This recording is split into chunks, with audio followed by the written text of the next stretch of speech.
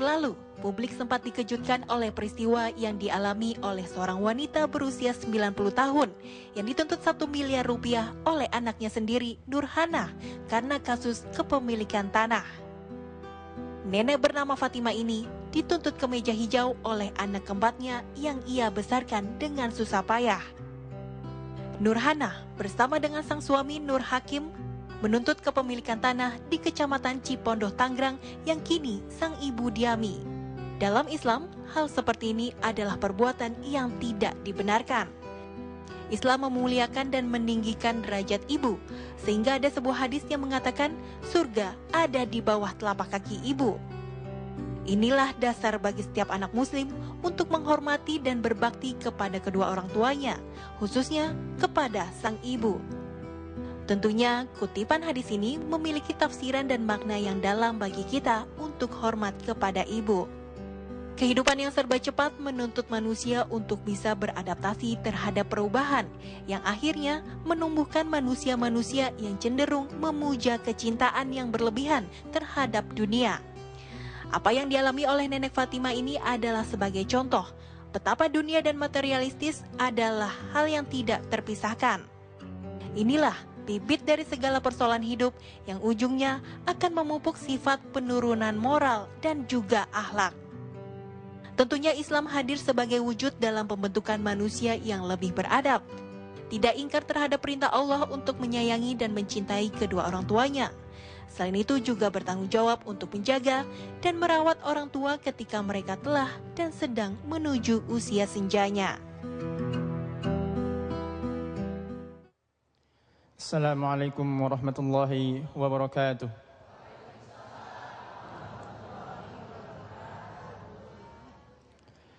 A'udzu billahi minasy syaithanir rajim. Bismillahirrahmanirrahim.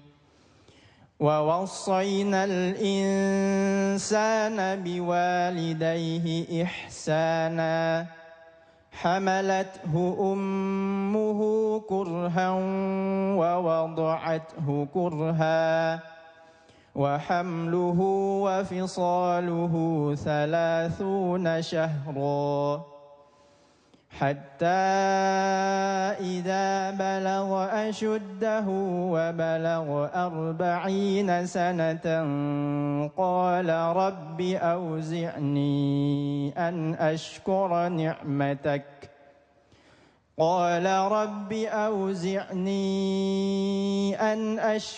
نعمتك التي أنعمت علي وعلى والدي وأن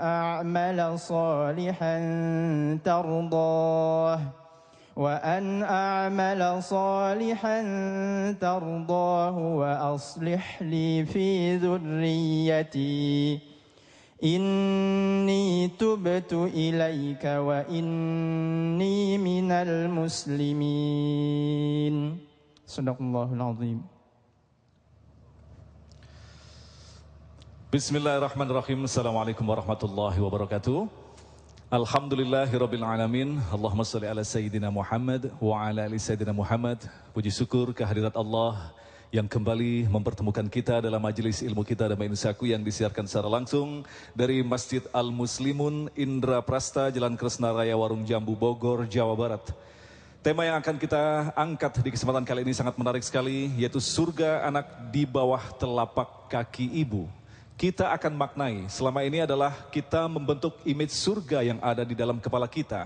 Hayali-hayali atau hayalan-hayalan kita. Tetapi Rasulullah banyak mengisyaratkan bahwa sesungguhnya surga itu dekat dengan kita. Majelis ilmu yang kita datangi adalah taman surga. Sementara di rumah, ibu kita yang masih hidup, yang kita hormati, yang kita cintai, dia adalah pintu surga. Itulah nantinya ayat-ayat akan kita tadabbur bersama guru-guru kita yang alhamdulillah telah hadir bersama kita. Habib Nabil Al-Musawa dan Ustadz Amir Faisal, sekaligus juga narasumber Bang Reza Indragiri yang akan mencoba untuk berbagi ilmu kepada kita sudut pandang psikologi Islam. Tentu saja dalam kasus yang seperti kita saksikan tadi, yaitu kasus Nurhana. Baik pemirsa, selamat mengikuti. Inilah Damai Nusaku yang dipersembahkan oleh Sarung Wadimor, tentu sarung kita. Bismillahirrahmanirrahim. Alhamdulillah wassalatu wassalam ala sayyidina Rasulillah Muhammad ibni Abdullah wa ala alihi wa ashabihi wa mawalah. Asyhadu an la ilaha illallah wahdahu la syarika lah wa asyhadu anna Muhammadan abduhu wa rasuluh la nabiyya ba'dah. Allahumma salli ala sayyidina Muhammad wa ala ahli baitihi wa azwajihi wa dhurriyyatihi wa man sara ala nahjihi wa man jahada fi sabili ila yaumil qiyamah, amma ba'd. Yang saya cintai para pemirsa, terutama Bapak Ibu sekalian yang hadir di sini, anak-anakku, para pemuda, para pemudi, para remaja, dan juga seluruh hadirin wal hadirat yang menjadi pemirsa TV One dimanapun Anda berada. Alhamdulillah wa syukur ala ni'amillah, segala puji syukur kita panjatkan kehadirat Allah Subhanahu wa taala. Pada siang hari ini kita akan membahas, bertemu lagi dengan saya, dan kita akan membahas hal yang berkaitan dengan birru al-walidain, atau berbuat baik kepada kedua orang tua, khususnya kepada ibu. Bapak Ibu sekalian, hadirin wal hadirat, anak-anakku sekalian yang seluruhnya insyaallah berada di dalam rahmat Allah. Kalau kita melihat tadi ada satu peristiwa yang cukup mengenaskan yang tadi ditunjukkan oleh TV One tentang seorang yang menuntut ibunya, ya, sampai sekian banyak. Saya ingin menyampaikan sebuah hadis, yang hadis ini insya Allah kita semua terbiasa mendengar hadis ini.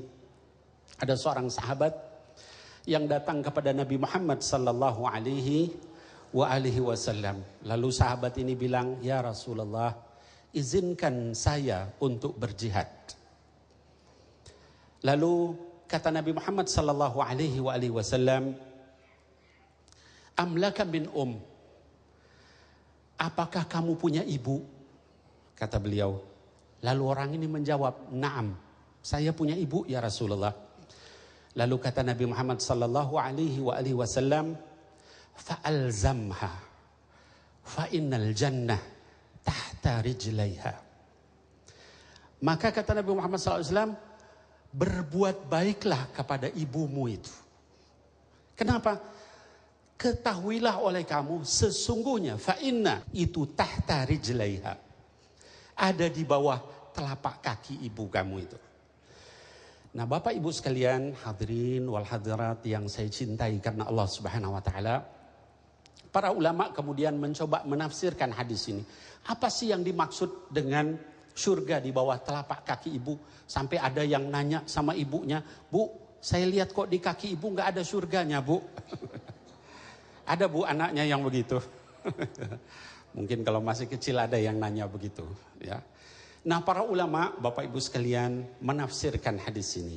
Ya, seorang ulama namanya At-Tibi, ya, beliau menyampaikan ini adalah kinayah. Kinayah itu kiasan bahwa kepada ibu itu harus sempurna dalam ketundukan dan kerendahan hati. Beliau mensitir satu ayat yang lain di dalam Al-Quran, di surat Al-Isra ayat ke-24, kata Allah Subhanahu wa taala, "Wakhfid lahuma janahadzulli minar rahmah." Hadirin wal hadirat, kalau diartikan bahasa Indonesia orang menyebutkan wakhfid lahuma janahadzul, itu diartikan dan rendahkanlah hatimu kepada kedua orang tuamu itu, lahuma, bagi mereka berdua. Kalau bahasa Arab janah itu artinya sayap. Kalau kita lihat burung itu yang paling diandalkan sayapnya. Tapi kata Allah, kalau sama orang tuamu, potensi kamu, kekuatan kamu, power kamu, kemampuan kamu,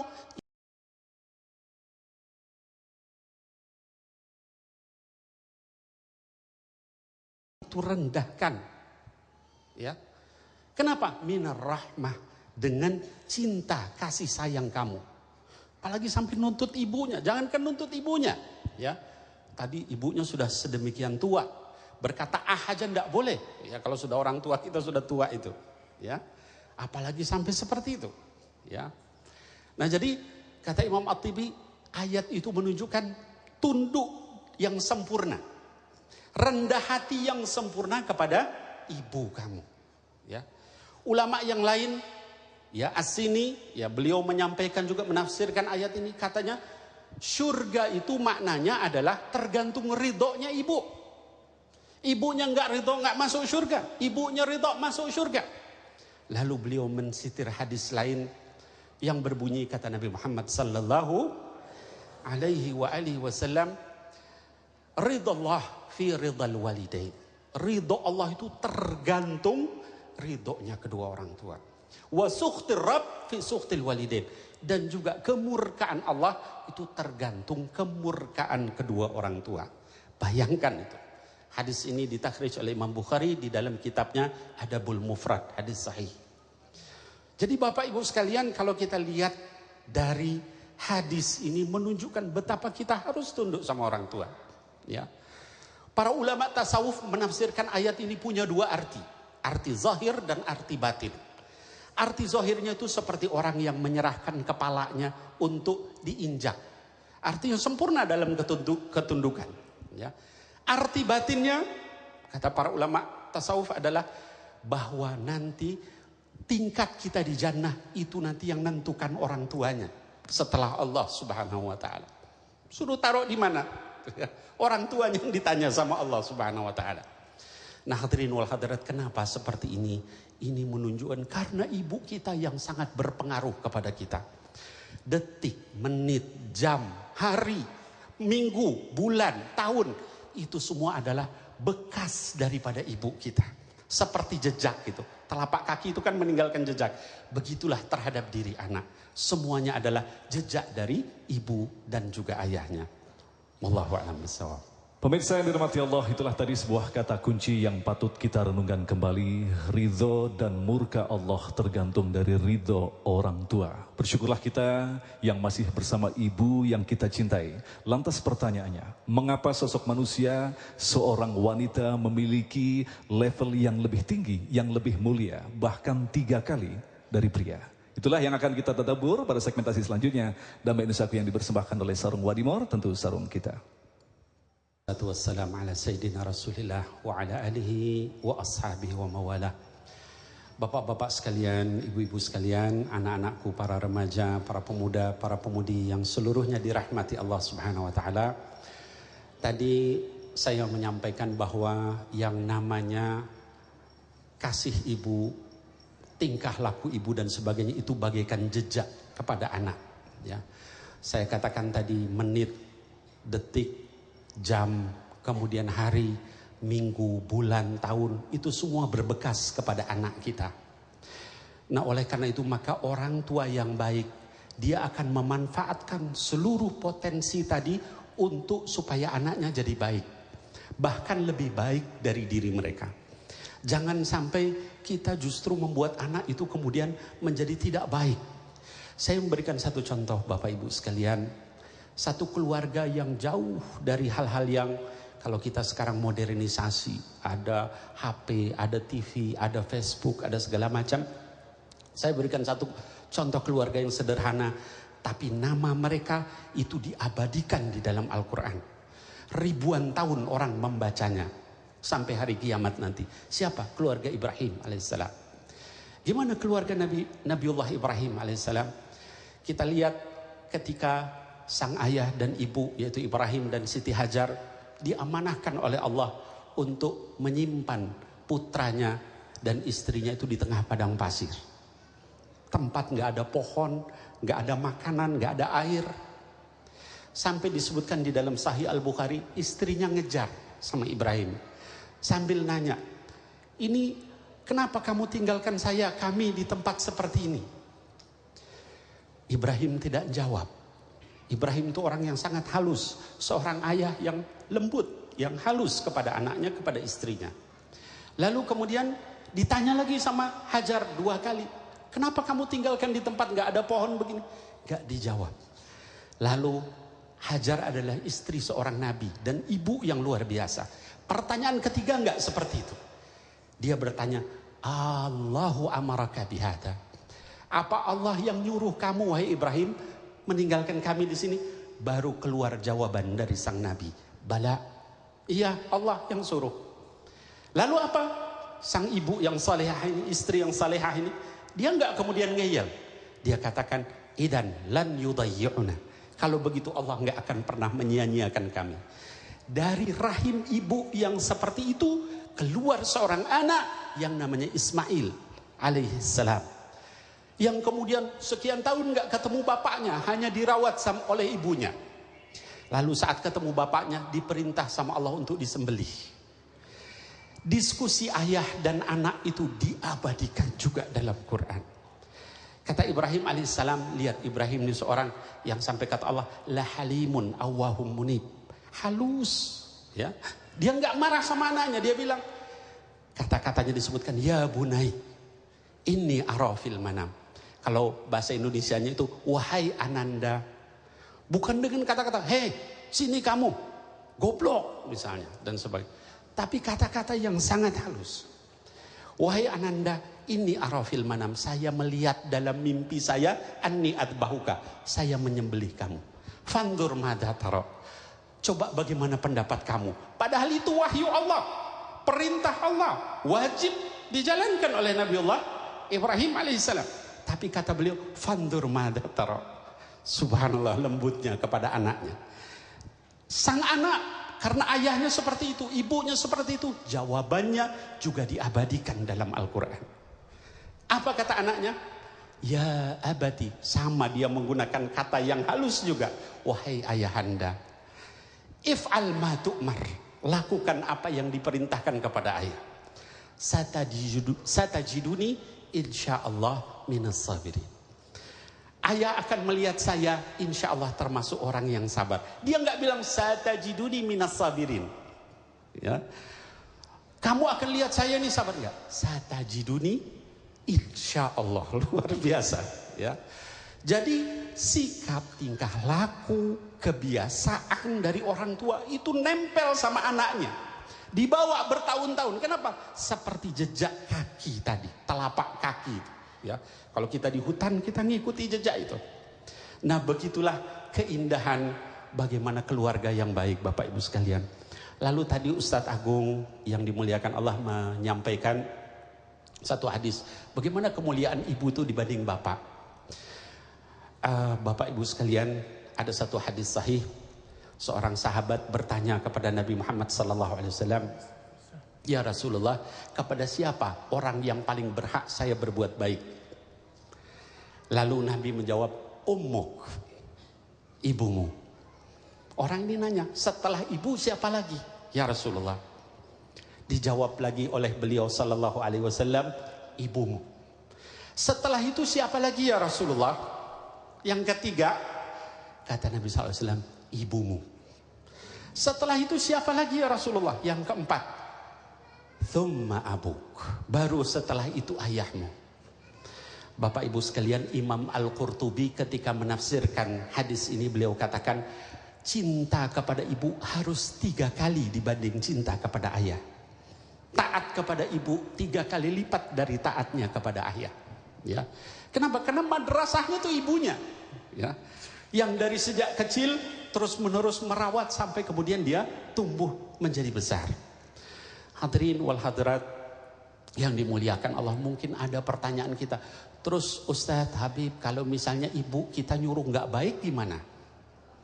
Kalau ayah kita nyuruh nggak baik gimana?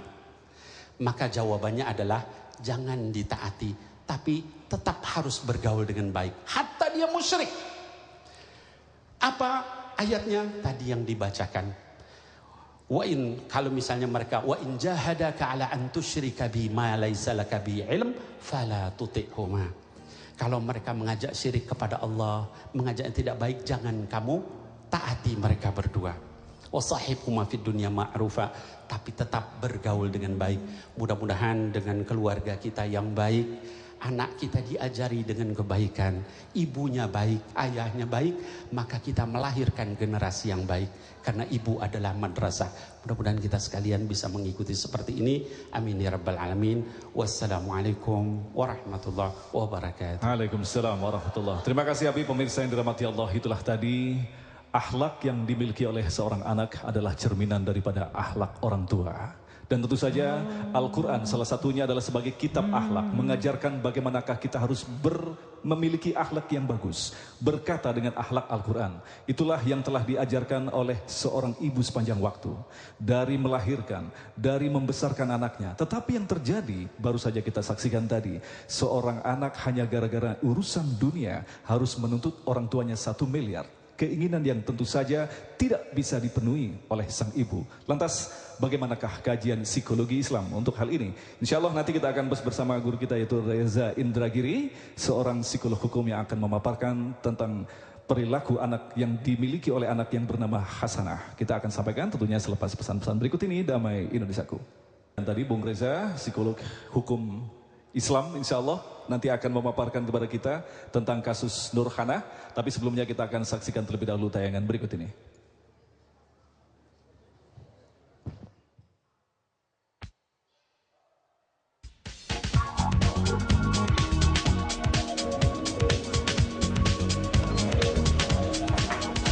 Assalamualaikum Ibu, selamat datang di Galeri Al Jannah. Bapak bisa dibantu ya? Ini kita akan mencoba untuk menganalisa kasus yang mungkin Bung Reza juga punya catatan sendiri. Seorang anak yang dibesarkan dengan penuh kasih sayang ketika ibunya sudah berusia 90 tahun hanya gara-gara masalah tanah jual beli. Akhirnya anak menuntut 1 miliar dan itu tentu saja tidak akan mungkin dipenuhi oleh seorang ibu yang tidak berpenghasilan apa-apa. Kalau kita kupas dalam ranah hukum pidana, hukum perdata, maka yang terjadi adalah kalah dan menang. Apalagi dalam ranah psikolog sekuler, tentu saja itu adalah masalah kenakalan remaja, mungkin seperti itu, kenakalan anak. Nah, Bung Reza punya catatan apa untuk kasus ini? Proses hukum adalah proses yang sangat rasional. Pertimbangan antara benar, salah, semua berdasarkan pasal, berdasarkan pembuktian, berdasarkan akal sehat. Jadi seolah-olah proses hukum itu tidak memberikan ruang bagi yang namanya perasaan, bagi yang namanya suasana hati, bagi yang namanya sentimen pribadi dan seterusnya dan seterusnya. Tetapi saya bayangkan, saya sungguh-sungguh penasaran dalam proses persidangan antara ibu dan anak itu, adakah muatan perasaan yang lalu lalang di dalam ruang persidangan? Saya teringat pada seorang pensiunan hakim, An Syahrul namanya. Suatu ketika dia menyidangkan seorang anak muda yang sudah melakukan tindakan pidana. Dan pada akhir persidangan yang menakjubkan adalah Hakim An Syahrul tidak berhenti hanya pada vonis bersalah atau tidak bersalah. Tidak hanya berhenti pada menghukum sekian tahun atau sekian bulan. Tapi Hakim An Syahrul justru bertanya kepada terdakwa yang notabene seorang anak muda ini. Kata An Syahrul kurang lebih, "Wahai anak muda, bagaimana perasaanmu pada hari ini ketika menyadari di hadapan orang tuamu bahwa engkau sesaat lagi akan masuk ke dalam bui?" Langsung bercucuran air mata anak muda itu. Dia menunduk, tidak bisa berkata-kata, dan Hakim An Syahrul langsung perintahkan anak muda alias terdakwa itu untuk bersimpuh di hadapan ayah dan ibunya yang saat itu juga sedang hadir di persidangan menanti vonis bagi anaknya. Apa kata anak itu? Dia bersimpuh di hadapan ayah ibunya. Dia merasa sudah sedemikian menjadi anak yang mensia-siakan keluarga. Dia sudah menjadi anak yang begitu mengecewakan bagi ayah bunda. Dan dia minta ampun sebesar-besarnya kepada kedua orang yang telah melahirkan dan membesarkan dia. Apa yang ingin saya katakan? Dalam proses hukum yang sangat rasional. Dan barangkali rasionalitas itu pula, barangkali akal sehat itu pula yang melatar belakangi si anak sampai kemudian menuntut ganti rugi kepada ibunda tercintanya. Tapi bicara keadilan ternyata tidak hanya bicara tentang akal sehat. Bicara keadilan tidak cukup hanya membawa rasio ke dalam ruang persidangan. Bicara tentang keadilan, bicara tentang hukum, bicara tentang hak dan kewajiban juga memuat unsur perasaan. Jadi lantas apa yang dialami oleh anak ini ketika diambil dari perspektif psikologi Islam? Barangkali ini sebuah cerminan betapa sosok dewasa, umur sudah puluhan tahun, secara fisik sudah dewasa, tetapi secara psikologis belum tentu seimbang adanya. Kemudian yang sangat menarik sekali adalah ini urusan rumah yang harganya 10 juta, kemudian bisa berkembang menjadi 1 miliar. Artinya ini adalah tentu saja mungkin anak menyadari bahwa ibu tidak akan mungkin bisa membayar sebesar ini. Ya. Nah, jangan-jangan memang ini adalah kesengajaan dari anak untuk memberikan pelajaran kepada ibunya. Apakah memang sekurang ajar itu? Kalau kita berangkat dari asumsi bahwa si anak sedang mencoba memberikan tanda petik pelajaran kepada orang tuanya, Barangkali agar sedikit lebih adil kita perlu telusuri ke belakang, 1-2 langkah ke belakang. Bagaimana sifat relasi atau sifat hubungan antara si anak dan orang tuanya. Oke lah, pada hari ini kita mengenal istilah anak yang durhaka pada orang tuanya.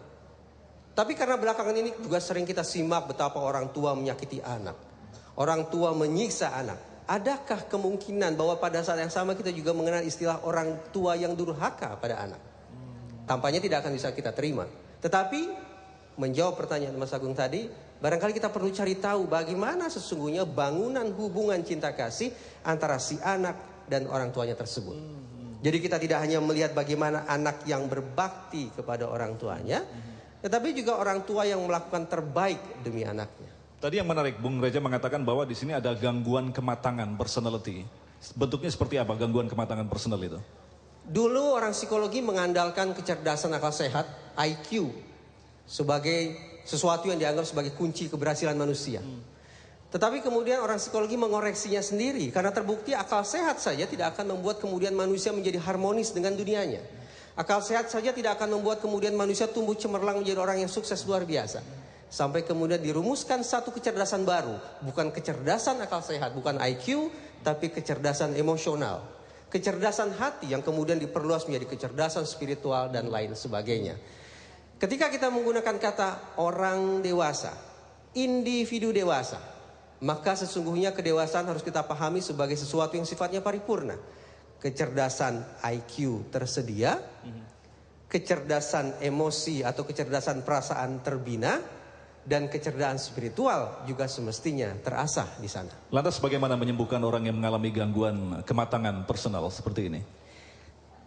Ada mazhab psikologi yang mengatakan bahwa masa yang paling penting bagi pembentukan kepribadian manusia adalah pada usia dini. Usia 0 sampai 5 tahun. Itu berarti peran vital orang tua tak terbantahkan. Tapi kalau ternyata pada usia dini tersebut proses perjalanan hidup manusia tidak sempurna, lantas bagaimana mengoreksinya? Ada pula mazhab psikologi yang lain yang beranggapan bahwa segala sesuatu sebetulnya dibentuk lewat proses belajar. Jadi walaupun hari ini tidak sempurna, walaupun hari kemarin cacat luar biasa, tapi karena masih ada hari esok, maka sesungguhnya masih kita bisa lakukan koreksi terhadap situasi. Jadi artinya adalah peran ibu sejak dari kecil sangat berperan sekali dalam pembentukan personality anak. Tidak ada istilah orang tua paruh waktu sesungguhnya, Mas. Ini gambaran getir nih, bahwa ternyata kemudian orang tua seringkali lebih takut pada atasan. Orang tua lebih takut menerima surat peringatan dari bos di kantor daripada menerima surat peringatan dari anak kandungnya sendiri. Fakta menunjukkan bahwa ternyata jangan-jangan hari ini lebih banyak orang tua biologis tapi berperan sebagai orang tua paruh waktu. Jadi bisa dijelaskan, terjawab sudah hadis mengapa posisi ibu memiliki 3 kali lipat dibandingkan dengan seorang ayah, begitu Bung Reja? Sangat strategis. Subhanallah. Terima kasih Bang Reja atas keterangannya yang tentu saja menjawab bagi kita bahwa ternyata peran ibu sungguh luar biasa sekali. Apalagi seorang ibu yang selalu kehidupannya bersandarkan pada Al-Quran, kitab yang mengajarkan akhlak. Itu yang akan kita bahas pada segmentasi selanjutnya, Damai Indonesiaku. Cukup spesial, kita kedatangan juga di majelis ilmu kita Bapak Wakapolres Bogor, Bapak Tojiri. Assalamualaikum Bapak. Kemudian Wakil Wali Kota Bogor, Bapak Usman Halim. Assalamualaikum. Dan ada juga yang spesial yang tadi telah kita juga saksikan, kita dengarkan suara yang merdu, Raif. Khusus kami datangkan dari Washington. Assalamualaikum Raif. Alhamdulillah. Baik, pemirsa, kita akan dengarkan kembali paparan dari guru kita tentang ayat-ayat dan hadis yang akan kita dabur betapa posisi orang tua, khususnya ibu, memiliki posisi yang sangat mulia bersama guru kita. Silakan, Kiai. Para pemirsa Damai Indonesiaku, TV One rahimakumullah, dimanapun Anda berada. Sungguh banyak anak begitu mudah melupakan orang tuanya. Begitu dia besar, dia lupa keringat yang menetes dari ayahnya ketika dia kembali dari ladang. Dia dalam keadaan lelah berbaring di atas batu, di bawah terik. Semua itu dilupakan oleh sang anak. Banyak anak lupa bagaimana sang ibu bangun di tengah malam ketika dirinya menangis, ketika dia tidak mengerti bahasa orang. Dia buang air di mana-mana. Sang ibu bangun, membersihkan kotoran dari tubuhnya, membersihkan pakaiannya, Di manakah itu anak? Di manakah engkau wahai sang anak? Kenapa engkau begitu mudah melupakan ayah ibumu? Sungguh masalah mengabdi ke orang tua adalah masalah fitrah manusia. Maka siapa yang ternyata melupakan semua ini, dia ternyata telah keluar dari fitrahnya. Bapak Ibu rahimakumullah, dengarkan bagaimana Allah Subhanahu wa taala memposisikan dalam Al-Qur'an tentang orang tua. Simaklah dengan sungguh-sungguh bagaimana Allah Subhanahu wa taala menganggap sangat penting mengabdi kepada orang tua. Yang pertama, Allah Subhanahu wa taala selalu menggandeng antara hakikat tauhid dengan mengabdi kepada orang tua. Allah Subhanahu wa taala berfirman dalam surah An-Nisa ayat 36. Wa'budullah wa la tusyriku bihi syai'a wa bil walidaini ihsana. Perintah sembahlah Allah, patuhi Allah, perintah tauhid. Lalu apa kata Allah? Wa bil walidaini ihsana, dan kepada kedua orang tuamu hendaklah kamu berbuat baik. Apa artinya? Siapa yang tidak berbuat baik kepada kedua orang tua, berarti dia telah tidak bertauhid kepada Allah Subhanahu wa taala. Ini masalah prinsip. Dia telah melemahkan tauhidnya kepada Allah Subhanahu wa taala. Dia telah merendahkan dari Allah Subhanahu wa taala. Yang kedua, Allah Subhanahu wa taala dalam surah Al-Ankabut ayat 8 memberikan pesan khusus dengan menggunakan bahasa wasiat. Wasiat jangan sampai ditinggalkan. Kalau sudah Allah yang berwasiat, ini bukan wasiat biasa. Kalau ada orang tua berwasiat kepada anaknya, berarti wasiat itu penting. Tapi lebih penting lagi, Allah Subhanahu wa taala menggunakan bahasa wasiat. Dengarkan Allah berfirman, "Wa wassaynal insan biwalidayhi husna." Perhatikan, Allah Subhanahu wa taala menyebutkan wa wassaynal insan kepada semua manusia. Semua manusia, beriman atau tidak, dia hendaklah tetap berbuat baik kepada kedua orang tuanya. Ini nasihat universal bagi semua manusia di muka bumi, bahwa siapa yang tidak berbuat baik kepada kedua orang tuanya, dia telah keluar dari fitrah kemanusiaannya. Bagaimana orang yang sudah beriman? Keterlaluan kalau sampai dia tidak berbakti kepada kedua orang tuanya. Yang ketiga, Allah Subhanahu wa taala menyebutkan sebuah ketetapan. Dalam bahasa Arab disebut qadha, ketetapan. Tidak boleh diutak-atik, tidak boleh ditawar-tawar, bahwa ini ketetapan abadi dari Allah Subhanahu wa taala. Dalam surah Al-Isra ayat 23, Allah Subhanahu wa taala berfirman, "Wa qada rabbuka alla ta'budu illa iyyah wa bil walidaini ihsana." Ini ketetapan abadi, seperti ketetapan bertauhid kepada Allah Subhanahu wa taala. Maka ini adalah ketetapan yang tidak bisa ditawar-tawar. Inilah hakikat pengabdian orang tua, adalah hakikat yang paling mendasar dalam Islam. Baik, terima kasih Kiai. Pemirsa yang dirahmati Allah, pada intinya adalah jangan pernah mengaku mencintai Allah sebelum kita mencintai orang tua kita sendiri. Itulah yang diajarkan oleh Allah, dan tentu saja kita akan cermati lagi. Lantas bagaimanakah bentuk-bentuk perbuatan yang dikatakan durhaka kepada orang tua? Kita akan bahas selepas pesan-pesan yang berikut ini. Damai Indonesiaku. Syiaku rahimakumullah. Izinkan saya membahas pada kesempatan ini apa saja contoh-contoh dari perbuatan durhaka terhadap kedua orang tua. Karena kalau kita tidak tahu contoh-contoh ini, boleh jadi kita tiba-tiba telah menemukan diri kita telah berbuat perbuatan durhaka itu. Hadirin para pemirsa TV One rahimakumullah. Ada 3 ayat dalam Al-Quran yang di dalamnya menggandeng dua hal. Kalau satu ditinggalkan, maka satunya otomatis ditolak. Ayat pertama adalah perintah ati Allah wa ati'ur Rasul. Taati Allah, taati Rasul. Maka siapa yang menolak mentaati Rasul, otomatis dia menolak mentaati Allah Subhanahu wa taala. Yang kedua, aqimus shalah wa atuz zakat. Tegakkan salat, bayar zakat. Maka siapa yang menolak membayar zakat, otomatis salatnya ditolak oleh Allah Subhanahu wa taala.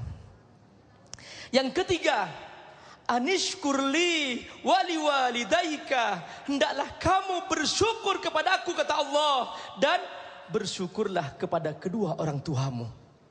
Maka siapa yang tidak berbuat baik kepada kedua orang tuanya, otomatis dia tidak bersyukur kepada Allah Subhanahu wa taala. Allah menolak semua kebaikannya karena dia telah berbuat durhaka terhadap kedua orang tuanya. Dari saking pentingnya ayat ini, para ulama mengatakan bahwa faida syakartallah bi an tuaddi as-salawatil khamsa kulla yaumin fa alaika aidan bi syukri walidaika bi an tad'u lillah lahuma khamsa marrat bi kulli yaum. Jika kamu ternyata bersyukur kepada Allah dengan melaksanakan 5 kali solat 5 waktu setiap hari, maka juga kamu bersyukurlah, berterima kasihlah kepada orang tuamu dengan mendoakan mereka 5 kali minimal dalam sehari. Inilah salah satu pesan penting bahwa hendaklah kita bersungguh-sungguh berterima kasih kepada kedua orang tua. Contoh-contoh ini mari kita dengarkan. Yang pertama adalah tarkun nafaqah. Dia tidak mau memberikan nafkah kepada kedua orang tuanya. Ada seorang mengadu kepada Rasulullah SAW, lalu dia mengatakan bahwa ayahku mengambil hartaku. Rasul menjawab, anta wa maluka li abika. Langsung Rasul menjawab, kamu dan hartamu milik ayahmu. Perhatikan, ingat tanggung jawab seorang anak memberikan nafkah kepada kedua orang tuanya. Siapa yang tidak melakukan ini, dia telah berbuat durhaka kepada orang tuanya. Yang kedua, al-i'rad anhuma abusal wajhi. Dia bermuka masam, berpaling dari orang tuanya. Allah berfirman, fala taqul lahuma uffin. Jangan bermuka melotot di depan orang tuamu. Perhatikan, ini termasuk durhaka. Yang ketiga, al-ghilza ilaihima, marah kepada kedua orang tuanya. Dia lupa bagaimana pengorbanan sang ayah dan sang ibu ketika dia masih kecil, tidak berdaya. Dia tiba-tiba langsung marah kepada kedua orang tuanya. Orang tua, dia sudah banyak rupanya, wajar kalau dia berbuat salah. Namun ternyata tiba-tiba dia marah. Di sini Allah firman, wala tanharhuma. Janganlah kamu dengan bermuka marah kepada orang tua kamu. Yang keempat, al-kalamus syadid ilaihima. Berkata-kata kasar, merendahkan mereka, mengijek ayahnya, mengijek ibunya, menghina. Seakan ayah dan ibu dianggap bodoh, dianggap bego. Banyak sekali anak seperti ini, tidak pernah berterima kasih kepada kedua orang tuanya. Allah Subhanahu wa taala berfirman, wa qul lahuma qaulan karima. Katakan kepada orang tuamu perkataan yang baik. Sungguh durhaka orang yang mengatakan kata-kata kasar kepada kedua orang tuanya. Yang kelima, at-takabbur amamahuma wa adamur ridha bi raf'i baulihima wa ghatihima wa ghaitihima. Dia bersikap sombong karena sudah sukses jadi seorang yang punya jabatan, lalu kemudian punya harta banyak. Begitu menganggap orang tuanya dianggap jongos, diperlakukan seperti pembantu di rumahnya, disuruh-suruh. Na'udzubillah min dzalik. Ini termasuk perbuatan durhaka kepada orang tuanya. Allah berfirman, wakhfid lahuma janahadzulli minar rahmah. Rendahkan dirimu di depan kedua orang tuamu. Sungguh banyak sekali contoh-contoh itu, dan seandainya kita belajar dengan lebih dalam, kita akan mengerti betapa kita harus lebih banyak belajar bagaimana mengabdi kepada orang tua. Masya Allah, pemirsa yang dirahmati Allah, ayat tadi sesungguhnya mencukupkan bagi kita. Atiullah wa atiur Rasul. Ketika kita ingin takwa atau taat kepada Allah, maka ikutilah seperti yang diajarkan oleh Rasulullah sallallahu alaihi wasallam. Sesungguhnya bagaimanakah Rasulullah mengajarkan kepada kita untuk mencintai orang tua kita. Sekali lagi, mumpung kita masih bersama ibu kita, tidak ada kata terlambat untuk memperbaiki rasa cinta kita kepada ibu kita. Tetaplah bersama kami akan kembali dengan segmentasi yang terakhir, yaitu kesimpulan dan doa. Damai Allah, tanpa terasa kita sampai di penghujung acara Damai Nusaku, dan sebelum kita akan tutup acara ini dengan doa yang dipimpin oleh Habib Nabil, kita akan sedikit berbincang-bincang dengan bintang tamu kita yang sengaja kita hadirkan dari Washington, Raif. Mungkin sedikit saja. Alhamdulillah, Raif, you can join with us now in our program Damai Nusaku. Before we close this program, maybe you will say something to our viewer. Please. Absolutely. Well, first of all, Jazakumullah khairan for having me here. I came all the way to Indonesia to share my music, to connect with my brothers and sisters here in Indonesia. And what I got back was so much more. The country, subhanAllah, is so full of culture and history, and Islam is so rich here. And even an event like this, where we are remembering Allah subhanahu wa ta'ala and remembering the respect for our parents, birrul walidain, you know, وَذَكِّرْ فَإِنَّ الذِّكْرَى تَنْفَعُ الْمُؤْمِنِينَ. So this is such a beautiful event. Thank you so much. May Allah reward you all and fill your lives with barakah. So when will you back here again? I'm hoping in a few months. Subhanallah, jadi yang sangat menarik sekali, Raif sangat berbahagia bisa bersama-sama kita. Dan satu lagi, 15% dari penjualan CD disumbangkan untuk Palestine, ya. 15% you donate for Palestine. 15% of all my album sales in Indonesia will go to rebuild schools in Gaza, the Schools for Gaza program. Terima kasih, Raif. Say something. Terima kasih. Terima kasih. Thank you so much. May Allah reward you so much. Jazakumullah khairan. Assalamualaikum. Baik, terima kasih pemirsa yang dirahmati Allah. Saya Agung Isulak dan pendukung acara ini Salam Wadimor mengucapkan terima kasih atas perhatian Anda. Assalamualaikum warahmatullahi wabarakatuh. Silakan, Habib. Kesimpulan dari kajian kita hari ini adalah banyak orang gagal mencapai sukses karena bapak ibunya tidak ridho. Dan banyak orang tertahan nyawanya untuk dicabut seperti Alqamah karena pernah menyakiti sang ibu. Dan banyak orang yang ternyata dia diadab oleh Allah Subhanahu wa taala seperti Malim Kundang yang kita dengar ceritanya karena menyakiti hati sang ibu. Inilah makna sebuah hadis, ridallah fi ridal walidain wa sukhtullah fi sukhtil walidain. Silakan Habib. Jazakumullah khairan Dr. Amir. Bapak Ibu sekalian, kita akan berdoa kepada Allah Subhanahu wa taala. Namun sebelum itu saya mengundang muslimin wal muslimat, terutama generasi muda, untuk menghadiri Indonesia bersalawat hari Senin tanggal 17 November di Monas, Jakarta bersama seorang ulama dunia, Habibana Umar bin Hafiz. Dan tidak lupa kita doakan Palestina. Ya, hari ini saya dapat kabar dari TV One bahwa Yahudi ekstremis itu sudah masuk ke Masjidil Aqsa. Mari kita berdoa semua sama-sama. Allahumma anqulna wal muslimin minasy syaqawati ila sa'adah wa minan nari ila al jannah wa minal adabi ila ar rahmah wa minadh dhunubi ila al maghfirah wa minal isaati ila al